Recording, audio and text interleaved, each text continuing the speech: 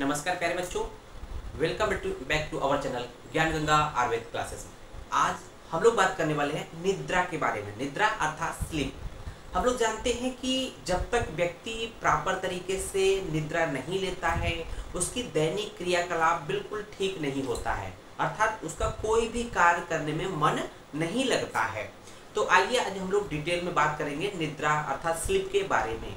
सबसे पहले अगर बात करें निद्रा का जो रेफरेंस आचार्य चरक ने कहाँ पर दिया है, तो आचार्य चरक ने निद्रा का जो वर्णन किया है चरक संहिता के सूत्र स्थान का 21वां चैप्टर अर्थात अष्टौनिंदति अध्याय के अंतर्गत निद्रा का वर्णन किया है। तो ये तो बात हो गई इसके रेफरेंस की। अब बात कर लेते हैं कि निद्रा की जो आवश्यकता क्या है जीवन में। तो आवश्यकता ये भी है कि हम लोग जानते हैं कि आयुर्वेद में त्रय उपस्तंभ अर्थात आयुर्वेद में 3 उपस्तंभ बताए गए हैं, आहार, निद्रा, ब्रह्मचर्य। हम लोग जानते हैं कि 3 मुख्य स्तंभ कौन कौन से होते हैं, वात, पित्त, कफ होते हैं। लेकिन उपस्तंभ की बात करें अगर 3, तो उसमें आता है आहार पहले नंबर पे आता है, दूसरे नंबर पे निद्रा आता है, तीसरे नंबर पे ब्रह्मचर्य आता है। तो यहाँ पर देख रहे होंगे आयुर्वेद के त्रय उपस्तंभ आहार, निद्रा, ब्रह्मचर्य में इस निद्रा का वर्णन किया गया है। अब बात करते हैं कि एक पॉइंट है जो कि इंपॉर्टेंट है। आचार्य हारित ने निद्रा की उत्पत्ति आकाश महाभूत से मानी है। तो आचार्य हारित थे जिन्होंने निद्रा की उत्पत्ति आकाश महाभूत के द्वारा निद्रा की उत्पत्ति मानी है। तो इसको आप लोग नोट डाउन कर लीजिएगा। अब बात करते हैं निद्रा की परिभाषा अर्थात डिफिनीशन की। तो इसको हम लोग ये भी कह सकते हैं कि निद्रा के लक्षण क्या है, निद्रा कब आती है, किसी को नींद कब आती है। परिभाषा कहने से तो बहुत अच्छे से क्लियर नहीं हो रहा है। अगर हम बात करें जब हम सोने जाते हैं तो हमें नींद कब आती है, इस पे हम लोग बात करेंगे। तो यहाँ पर वर्णन है, इसको समझने से पहले हम लोग अगर अपने आम जीवन में अपने आप को हम लोग देखें कि जो छोटे बच्चे होते हैं, अगर मैं खुद बोलूँ तो मेरा एक 4 साल का बेटा है, वो तब तक नहीं सोता है जब तक वो बिल्कुल थक न जाए। वो पूरा चाहे दिन हो चाहे रात हो, उसका कोई लिमिट नहीं है खेलने का, इधर उधर दौड़ने कूदने का। लेकिन जब वो थक जाता है, उसका मन थक जाता है, तब जाके उसको नींद आती है। इस लेक्चर को शूट करने में मुझे 4 घंटे लग गए उसको वेट करते कि वो थोड़ा सा निद्रा लेगा तो मुझे रिलैक्स होकर हम ये वीडियो शूट करेंगे। तो आइए उसी बात को हम लोग आगे बढ़ाते हैं। यदा तू मनसी क्लांते कर्मात्मानः क्लमान्विता विषयेभ्यो निर्वर्तन्ते तदा स्वपति मानव। तो यहाँ पर कहने का मतलब है यदा तू मनसी क्लांते। मनसी क्लांते, मनसी का मतलब मन, क्लांत का मतलब होता है इंद्रियों का थकान, क्लांत का मतलब होता है क्लांते मतलब होता है थकान, और कर्मात्मन क्लमान्विता। तो जब मन अर्थात इंद्रियां अपने विषयों को ग्रहण करते करते जो है वो थक जाती हैं। दिन भर अगर आप जैसे कहते हैं ना कि दिन भर मानसिक कार्य कर रहे हैं तो मन बिल्कुल थक जाता है। मन का अर्थात इंद्रियां जो होती है अपने विषयों को ग्रहण करते करते थक जाती है। और क्लब का मतलब होता है इंद्रियों का थकान। क्लब का क्या मतलब होता है, इंद्रियों का थकान। तो ये होता है इंद्रियों का थकान, ठीक है ना।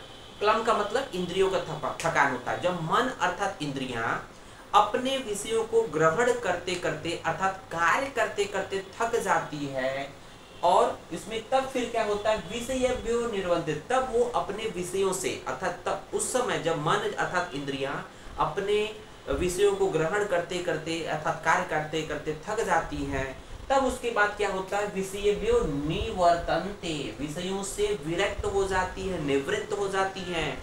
तब विषयों को ग्रहण नहीं करती। जब विषयों को ग्रहण नहीं करेंगी उस समय व्यक्ति तद स्वपिति मानव, उस समय व्यक्ति सोता है। जैसे मैं बात करूं अपने 4 साल के बेटे के लिए, तो इस समय वो सो रहा है, तो उसका जो मन अर्थात इंद्रियां अपने विषयों से दूर हो गई है, उसका मन जो है इंद्रियां अपने विषयों को इस समय ग्रहण नहीं कर रही है, तो उस समय वो सो रहा है। तदा स्वपति मानव विषयेभ्यो निर्वर्तन्ते।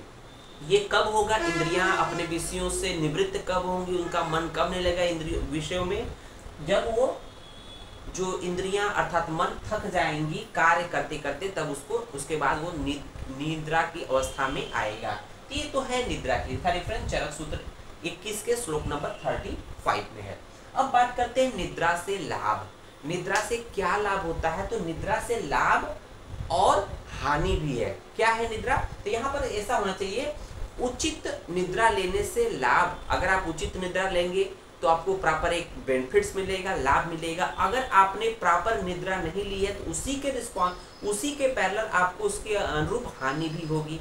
तो यहाँ पर देखेंगे कि निद्रा आयतम, मतलब जो प्रॉपर निद्रा लेने से सुखम दुखम, पेयर है, देखेंगे पेयर है, सुखम दुखम पुष्टि कार्श्यम बलाबलम वृषताम क्लीबताम ज्ञानम अज्ञानम जीवितम न च। तो यहाँ पर कुछ युग्म है, कपल है, पेयर है। अगर आप उचित निद्रा लोगे तो क्या होगा? सुख की प्राप्ति होगी। अगर आपकी निद्रा प्रॉपर नहीं चल रही है तो दुख की प्राप्ति होगी। आपने देखा होगा कि 2-4 दिन लगातार किसी भी कारण से घर में या फंक्शन हो, शादी हो, अगर नींद नहीं आती है तो आपका तबीयत कुछ खराब सा रहता है, तो कहीं ना कहीं दुख की प्राप्ति होगी। अगर सब कुछ अच्छा है तो सुख की प्राप्ति मिलती है। अगर आपकी अच्छी निद्रा होती है तो पुष्टि अर्थात शरीर पुष्ट होता है, बलवान होता है, और नहीं तो व्यक्ति जो है कृश होता जाता है। और अच्छी निद्रा लेते हैं तो बल की प्राप्ति होती है, नहीं तो दुर्बल हो जाता, अबल हो जाता है, ठीक है ना। उसके बाद देखेंगे अगर अच्छी निद्रा जो व्यक्ति लेता है उसकी वृषता का मतलब मैथुन शक्ति अच्छी होती है, उसकी मैथुन शक्ति अच्छी होती है, सेक्स करने की क्षमता जो होती है अच्छी होती है। अगर अच्छी निद्रा नहीं आती है तो उसको क्लीबता का मतलब नपुंसकता की तरफ वो अग्रसरित होता है। तो यहाँ पर देखेंगे इससे संबंधित है। और साथ ही साथ अगर आपको जो बच्चे आज कहते हैं ना कि अगर प्रॉपर 6 से 8 घंटे जो नींद होती है, अगर नींद को पूरा करने के बाद पढ़ते हैं तो उनको पूरा पढ़ा हुआ चीजें ज्ञान की प्राप्ति होती है। तो नींद अच्छी लेंगे तो ज्ञान की प्राप्ति होगी। अगर आप आधा अधूरा सोते हो, सोचते हो कि मैं ज्यादा पढ़ लूँ तो वो निरर्थक है, तो अज्ञान की प्राप्ति होगी। अच्छे से सोओगे तो ज्ञान की प्राप्ति होगी, जो भी पढ़ोगे हमें समझ में आएगा। अगर अच्छे से नहीं सोते हो तो जो भी पढ़ोगे अच्छे से समझ में आएगा, तो अज्ञान की प्राप्ति होगी। और यहाँ तक कि निद्रा जिसको अच्छे से निद्रा आती है तो उसको जीवन की प्राप्ति होती है, अर्थात अपने जीवन को अच्छे से जीता। अगर इसकी निद्रा उड़ गई, खत्म हो गई, तो न च का मतलब होता है उसकी निद्रा या उसका जीवन समाप्त हो जाता है, वो मृत्यु को प्राप्त होता है। तो देख लेंगे, ये वेरी इंपॉर्टेंट श्लोक है निद्रा के पॉइंट ऑफ व्यू से। निद्रा से लाभ और उसके हानि क्या क्या होते हैं, उचित निद्रा से क्या लाभ होते हैं और अनुचित निद्रा से क्या हानि होती है, ये श्लोक में बता दिया गया है। रेफरेंस देख ही रहे होंगे, 21वें का श्लोक नंबर 36 है। अब आपके सिलेबस में एक प्रश्न बनता है, प्रश्न है मतलब कि एक टॉपिक है इसी चैप्टर में कि दिवा स्वप्न के अर्ह मतलब योग्य कौन कौन से व्यक्ति या कौन सी परिस्थिति जो होती है जिसमें दिन में सोने के लिए बोला गया है। और दूसरा पॉइंट इसमें है वर्ज मतलब अयोग्य, अर्थात किन किन व्यक्तियों को दिन में सोना चाहिए उसको अर्ह बोलते हैं, और किन किन व्यक्तियों को या कंडीशंस में दिन में नहीं सोना चाहिए उसको वर्ज बोलते हैं, अयोग्य बोलते हैं। तो योग्य और अयोग्य, दिवा स्वप्न के योग्य जिसको अर्ह बोलते हैं, दिवा स्वप्न के वर्ज अर्थात जिसको अयोग्य बोलते हैं। तो आइए बात करते हैं, देखेंगे दिवा स्वप्न के योग्य अयोग्य व्यक्ति। तो हम लोग सबसे पहले ये बात कर लेते हैं कि कुछ ऋतुएं होती हैं उसमें दिवा स्वप्न सभी व्यक्तियों को सामान्यतः करना चाहिए। जैसे ग्रीष्म ऋतु है तो ग्रीष्म ऋतु में हम लोग देखते हैं ना कि रात्रि बहुत छोटी होती है तो दिन बहुत बड़ा होता है।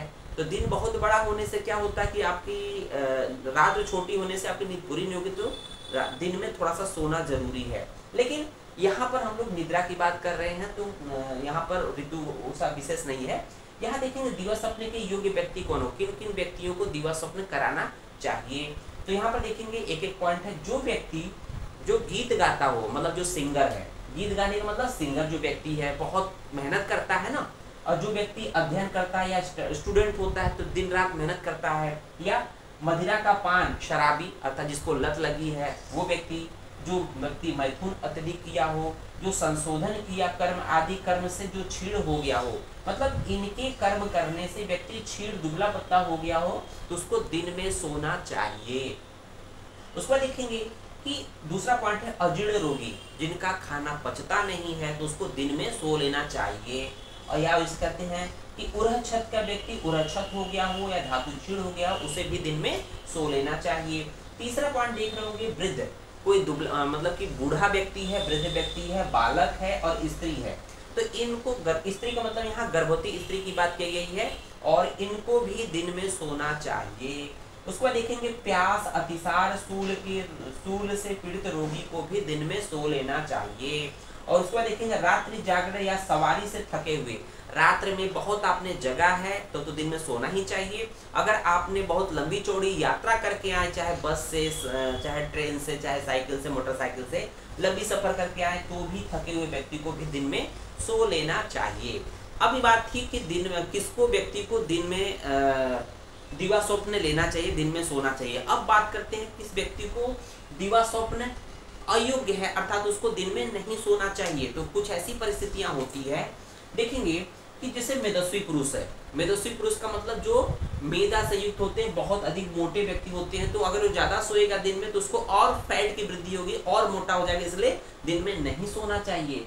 जो व्यक्ति प्रतिदिन नित्य दूध, घृत आदि मतलब स्नेह का सेवन प्रतिदिन करने वाला होता है, तो उससे भी निद्रा दिन में नहीं लेनी चाहिए, नहीं तो और मोटापा बढ़ेगा।